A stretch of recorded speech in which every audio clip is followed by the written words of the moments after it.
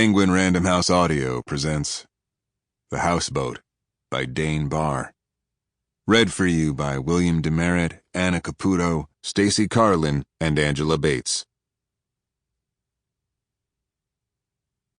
4JB.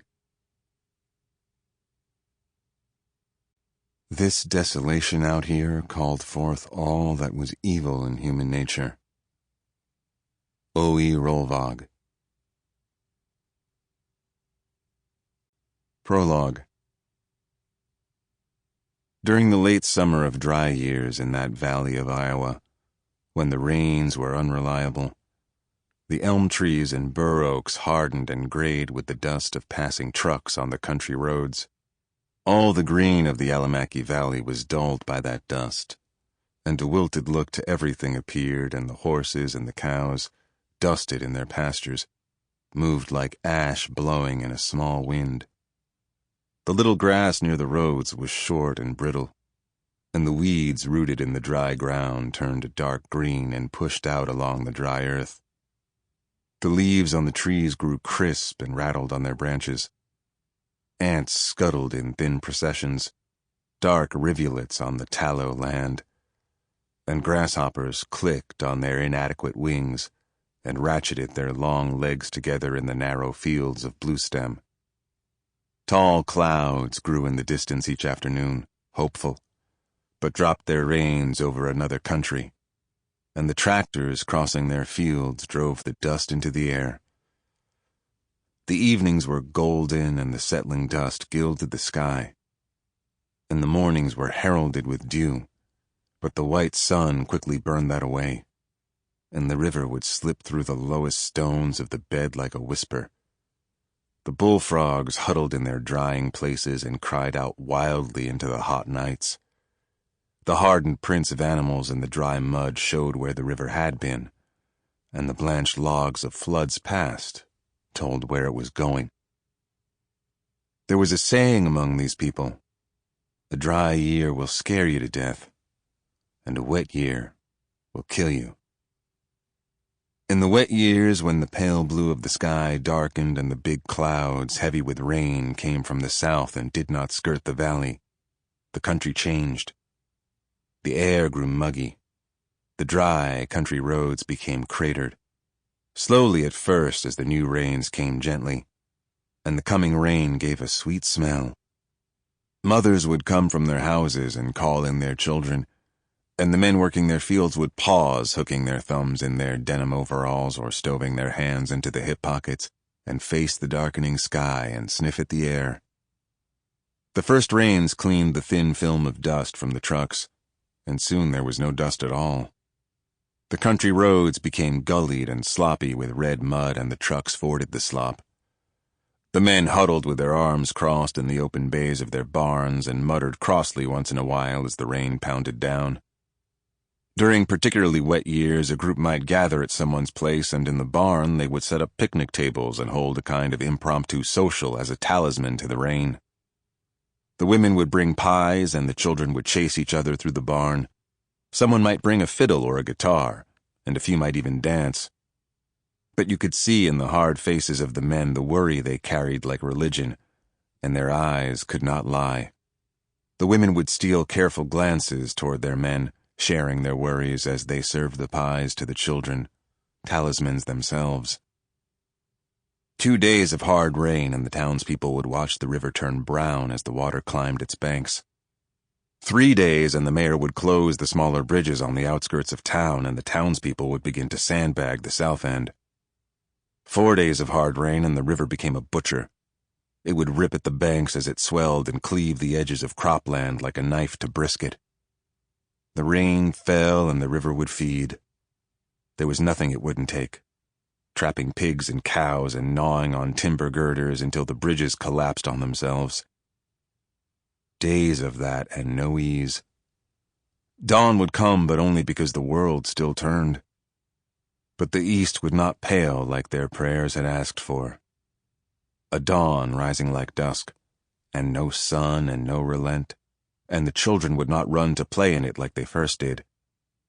And as the day became dusk, the sky would darken and night would fall quickly. and still the rain came, and the river butchering. Part 1. Minneapolis, 1960. Witness number 1. That was a strange time. Seems every 50 years or so you hear about them kind of things happening. You can try to rationalize it, divvy her out, put the blame wherever it makes you feel better about it all, but it ain't the truth. All these things happening now. I remember hearing about Sheriff Fielding's cousin, Eli, down in Willow, that's just north of Davenport, all them years ago when he was the newly elected sheriff, all them missing people and how it all turned out. That story makes your skin crawl. You know, I'm going to change what I said earlier about it being every 50 years. Maybe it used to be every 50 years, but it's happening more now, it seems. World's changing. Here's a little something I told my sister-in-law. 20 years ago, maybe 25, she chewed me out about my drinking, said, "Don't you want to live to see 100? Ain't you wanting to see them grandkids getting married? Ain't you wanting to be a great-granddaddy?" I told her if the Lord cares for me to see that age, he'll let me. I told her 100 ain't up to me. That's the way I feel anyway. The damn direction this world is going, I'd consider myself lucky not to have to live through it. Chapter 1. The 9 o'clock sun burned above the eastern horizon, churning a smoke on the surface of the Mississippi River. From his office window, Edward Ness, a handsome and almost tall man around 35 years old, watched the laminar bands of sunlight fall frayed through the avenues of downtown Minneapolis. The city sounds swelling up the buildings, car horns, vendors, a jet muffled overhead. Ness took his coffee at his desk and blew the steam from it. He had his polished shoes propped in an opened bottom drawer. This morning he wore a gray suit with the jacket hung on the back of the chair. His black tie was clipped to his shirt. He was clean-shaven, and his blonde hair was neatly in place. He leaned back in his chair and rubbed his temples with one hand, attempting to work out the hangover. Then, giving up, he lifted a bottle of rye from under his feet along with a bottle of aspirin, and unscrewed the top and poured a finger's worth into his coffee. The coffee was too hot to swallow down the pills, so he just chewed the aspirin.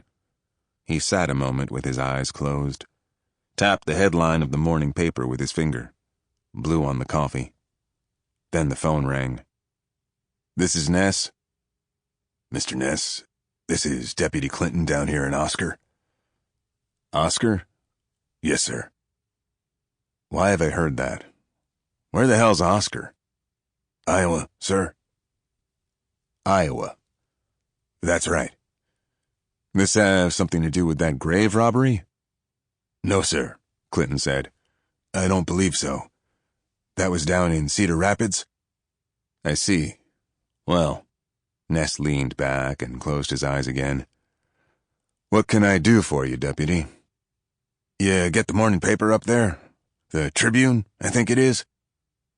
"Looking at it right now," Ness said. He leaned forward in his chair and looked at the picture on the front page, the photo of a campground and the town's name in the caption. "Ah, Oscar," he said. "I see. Looks like you've got something going on down there." "I ain't got the foggiest what we got going on down here," Clinton said. "No one does."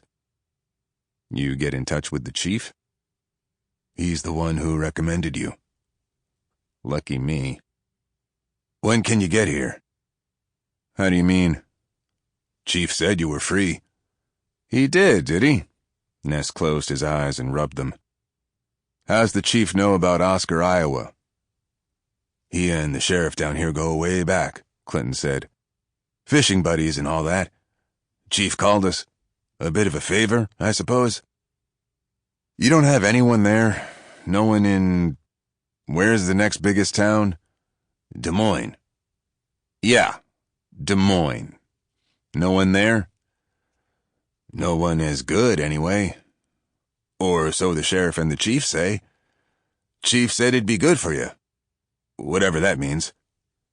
"Did he?" Sample complete. Ready to continue?